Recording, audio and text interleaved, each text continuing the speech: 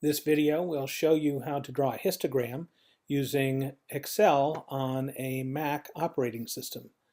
The first thing I'm going to do is select the data. This data is a bunch of different income levels, the number of employees at a small company who are salaried at these various income levels. I've selected the data, including the labels at the top of each column. I'm going to click Charts, and I'm going to select Column Chart, the very first entry under Columns. And here's my graph. The problem is I've got far too many bars here. In fact, it's plotting both the bars for income and the bars for number of employee. The number of employee bars are so short you can barely see them, and I don't want them all here. So I am going to hold down the Control key and click on any one of the bars, either the bars I want or the bars I don't want. And I'm going to select the option Select Data.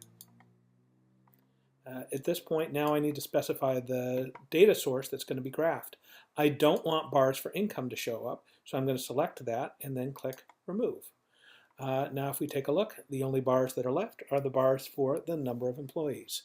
I also need to have the incomes as the numbers on the horizontal axis. I don't have that right now.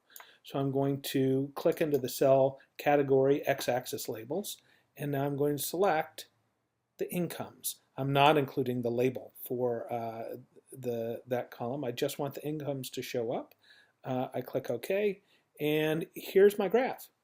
Now this looks pretty good, but it can be better for a histogram. For a histogram, there shouldn't be gaps between bars. So I am going to click on any bar, and up here, I'm going to click on the chart layout. On my computer, this is in purple. It's an option that only shows up while you're working on a chart, and I'm going to click on Format Selection. The first option I have coming up here is Options. If you don't have that, click on the Options, and the first thing I'm going to do is take that gap width and put that down to 0. I type in 0, then hit the return button, and now I've got 0 as the gap between the bars. If you like, you can also highlight each bar with a black line. So again, I'm going to click on any bar on the graph.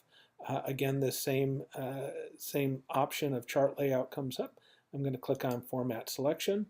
I'm going to go to Line, and instead of Automatic, I want to pick a color. I like black as a border color, so I select black and then click anywhere off of the graph, and you see I have a really nice histogram.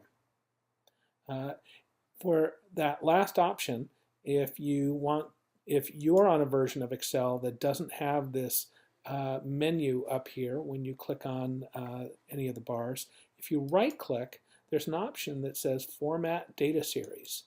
That takes you to the exact same window we were at before. Click on Options, you can turn the gap width to 0, and then click Line, you can create a black line. That's the whole story.